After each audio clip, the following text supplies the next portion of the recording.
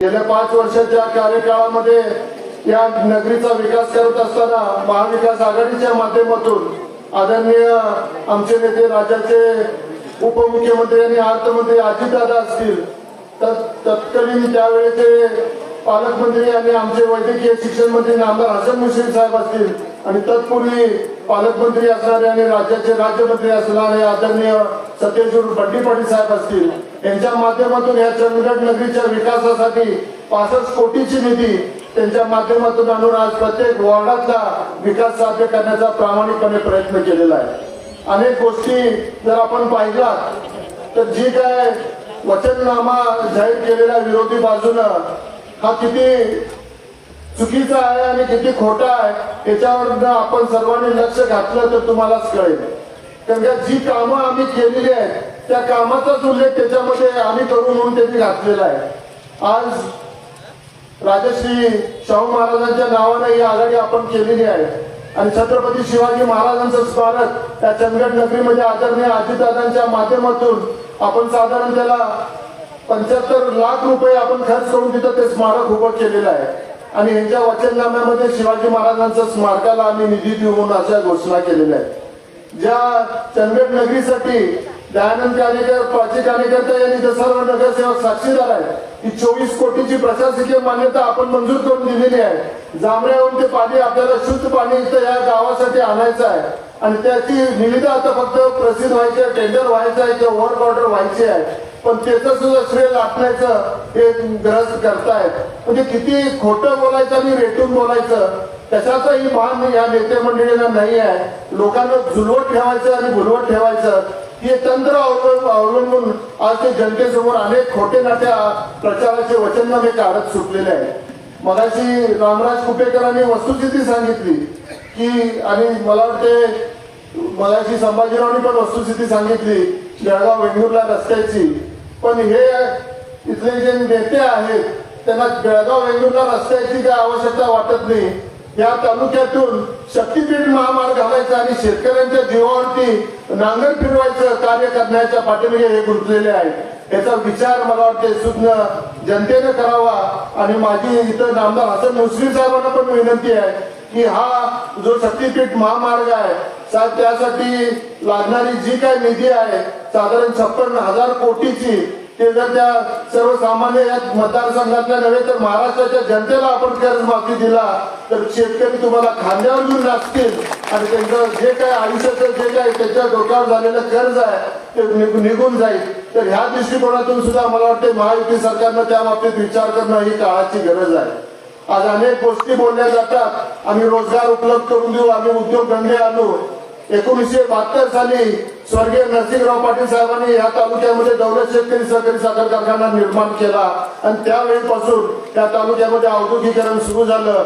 अलकमीची MIDC असेल, आजऱ्याची MIDC असेल त्यावेळेला मंजूर करून घेतली, स्वर्गीय बाबासाहेब कुपेकरांनी गडिंगची MIDC मंजूर करून घेतली आणि अनेक ठिकाणी आज शिरोळीला आपण MIDC आहे जी खासगी आहे तिथं आपण ग्रॅन्युलेटेड फर्टिलायझर प्लांट तिथं निर्माण केला, तावरेवाडीला गोकुळचं साहेब चिलिंग सेंटर आपण निर्माण केलं आणि अशा अनेक माध्यमातून आज ह्या तालुक्यामध्ये स्वर्गीय नरसिंहराव पाटील साहेब असतील, स्वर्गीय बाबासाहेब कुपेकर असतील, स्वर्गीय सदाशिवराव मंडलिक असतील आणि तुमच्या माध्यमातून आज गोकुळ असेल, KDC बँक असेल, या सर्व माध्यमातून आज अनेकांना त्यांच्या पायावरती उभं करण्याचं काम गेले 50 वर्ष या तालुक्यामधल्या नेत्यांनी करायचं काम केलेलं आहे आणि आज दिव्य स्वप्न दाखवली जातात की आम्ही काय लॉजिस्टिक्स आणणार आहे, आम्ही काय पर्यटनाचा विकास करणार आहे। ते पर्यटनाची विकास करण्याच्या नावाखाली इथं जी काय बाल संस्कृती चालू केलेली आहे, आज मटका आणि जुगार रासरसपणे केला जातो।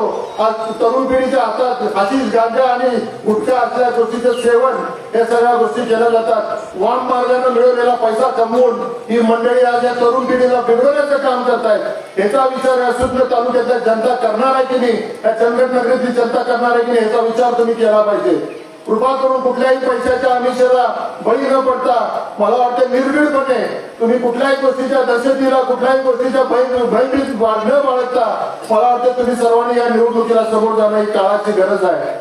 परवा मी एक वाक्य उद्गारलं होतं त्याच्यावरती एक प्रतिक्रिया आली, अहो साहेब तुम्ही कुठल्या तरी शेळीला वाघ कसं काय म्हणताय? आज कागदचा ढाण्यावाद तुमच्या समोर आलेला आहे। मला विश्वास आहे की येणाऱ्या 2 तारखेला तुम्ही करणाऱ्या मतदानावर 3 तारखेला इथल्या ह्या तालुक्याचा बिबट्या नक्की ठाण्याला पळून गेल्याशिवाय राहणार नाही।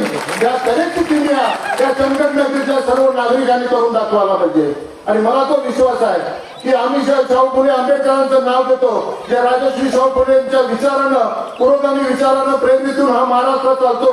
यशवंतराव चव्हाणांच्या पासून ते शरदचंद्रजी पवार असतील आणि आमचे नेते आदरणीय अजितदादा असतील, आम्ही पुरोगामी विचाराचे पायीक आहोत। आम्ही स्वर्गीय नरसिंहराव पाटील असतील, सदाशिवराव मंडलिक असतील, बाबासाहेब कुपेकर असतील, या सर्व मंडळींनी आजपर्यंत हे जोपासलेलं आहे। आणि ह्या तालुक्यामध्ये आम्ही जातीय सलोखा सांभाळून आजपर्यंत आम्ही काम केलेलं आहे। समाजामध्ये आम्ही राजकारण न करता समाजकारणाचा प्रयत्न आम्ही केलेला आहे। त्यामुळे तुम्हाला सर्वांना विनंती आहे की कुठल्याही गोष्टीची आपण भीती न बाळगता अनेक अडचणीला आपल्याला मात करावा लागणार आहे। आज अनेक प्रश्न नंदाताईंनी सांगितले, त्या सर्व चंदगडच्या नगरीतल्या सुद्धा मतदारांनी आमच्याकडे सुद्धा गाराणं घातलेली आहे। आपल्याला शुद्ध पिण्याचं पाणी हवं आहे, आपल्याला रिंग रोडच्या चांगल्या तऱ्हेने जो ट्रॅफिकचं सुधारणा करायची आहे, सांडपाण्याचं निसरण करायचं आहे, या सर्व गोष्टी आहेत। 5 वर्षाच्या काळामध्ये आदरणीय प्राचीताई हे सगळ्याच गोष्टी सोडू शकतील असं नाही। मी सुद्धा 5 वर्ष या मतदारसंघाचा आमदार होतो, पण त्यावेळेला सुद्धा मी सगळेच प्रश्न सोडवले असं मी कधीच छाती ठोकपणे सांगितलेलं नाही आहे। पण जेवढा विकास आदरणीय अजितदादांच्या आणि मुश्रीफ साहेबांच्या माध्यमातून आणि राष्ट्रवादी काँग्रेस पक्षाच्या सर्व नेत्यांच्या माध्यमातून गेल्या 40 वर्षामध्ये जे घडलं नाही ते त्या 5 वर्षाच्या कार्यकाळामध्ये घडलं, हे छाती ठोकपणे मी सांगू शकतो। माझा नेता आदरणीय अजितदादा दिलेला शब्द पाळणारा नेता आहे। नामदार हसन मुश्रीफ सर्वसामान्य गरीब जनतेला आपल्या खांद्यावर घेऊन त्यांनी श्रावण बाळासारखं आजपर्यंत त्यांची या जिल्ह्यामध्ये सेवा केलेली आहे। अशा नेत्यांच्या पाठीमागे जायचं का ढूल थापा मारणाऱ्या अशा जे काय भांडवळ आहे त्यांच्या पाठीमागे जायचं, ह्याचा विचार या सुज्ञ मतदारांनी करणं आज काळाची गरज असं मला वाटतंय। मला तुम्हाला सर्वांना विनंती आहे की आपण सर्व सुज्ञ आहात, आपल्याला अनेक प्रश्न या चंदगड शहरीचे पुढच्या कार्यकाळामध्ये आदरणीय दयानंद कानेकरांच्या माध्यमातून आणि इथं बसलेल्या उपस्थित असलेल्या सर्व 17 उमेदवारांच्या माध्यमातून, नगरसेवकांच्या माध्यमातून आपल्या नगरीचे प्रश्न सोडवून घ्यायचे आहेत। मला खात्री आहे की देव रवळनाथाचा आशीर्वाद आणि आपल्या सर्वांचा नेते मंडळींचा आशीर्वाद आपल्या पाठीशी राहील। आणि मी आज या निमित्तानं आदरणीय मुश्रीफ साहेबांना सुद्धा विनंती करतोय की साहेब, तुम्हाला या निमित्तानं मला वाटतं या चंदगडच्या जनतेमध्ये जे काय एक भीतीचं वातावरण निर्माण केलेलं आहे, तुम्ही त्यांना आश्वासित करणं ही फार मोठी गरज आहे।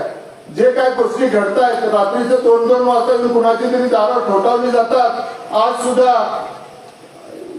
आपल्या एकनाथरावजी शिंदे साहेबांच्या शिवसेनेच्या उमेदवारांना धमकावून त्यांना गाडी जबरदस्तीनं बसून त्यांच्या माघारीच्या वरती सह्या घेतल्या गेल्या आणि आज सुद्धा ते प्रयत्न चालू आहेत। आमच्या लोकांना सुद्धा इथं भीती दाखवण्याचं काम ते करतायत। मी एकदा मागच्या वेळेचं उदाहरण दिलेलं आहे, चंदगडची नेते आणि चंदगडची जनता ही संयमी आहे, पण एखादा अन्याय जर झाला तर आपल्याला माहिती असेल की एका हॉटेलच्या वेटरला ज्या तऱ्हेनं एका गुंडानं मारलं होतं, तो अन्याय असह्य झाला, सहन झाला नाही। चंदगडचं पोलीस स्टेशन पेटवायला सुद्धा या तालुक्यातील जनता पुढे मागे बघितली नाही। त्याचा सुद्धा भान त्या पोलीस खात्याच्या मंडळींनी पाहावा आणि करावा।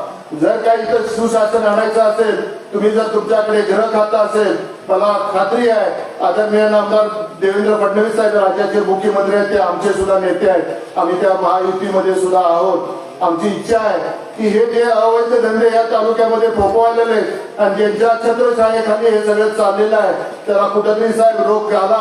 ही जनता गोळी मारली असेल पण चुकीच्या गोष्टीला कधीही सहन करणार नाही आणि त्यांना त्याची जागा दाखवल्याशिवाय राहणार नाही। ते या निमित्तानं ठामपणे आपल्याला इशारा आपण समजून घ्यावा।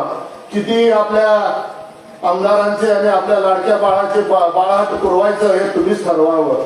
कारण एक चंदगड नगर पंचायतीच्या निवडणुकीसाठी जर राज्याचे 2-2 मुख्यमंत्री इथनं येत आहेत, मला विश्वास आहे की येणाऱ्या 2 तारखेच्या या चंदगडच्या जनतेच्या निकालावर तुम्ही जे चंदगडची जनता ना हे ज्या राजश्री शाहू विकास आघाडीच्या पाठीशी जे पाठबळ उभं केलेलं आहे, त्यामुळे त्यांच्या भंग सुद्धा ते करून गेले, पण आम्ही त्यांच्यावरती कुठला गुन्हा टाकला नाही।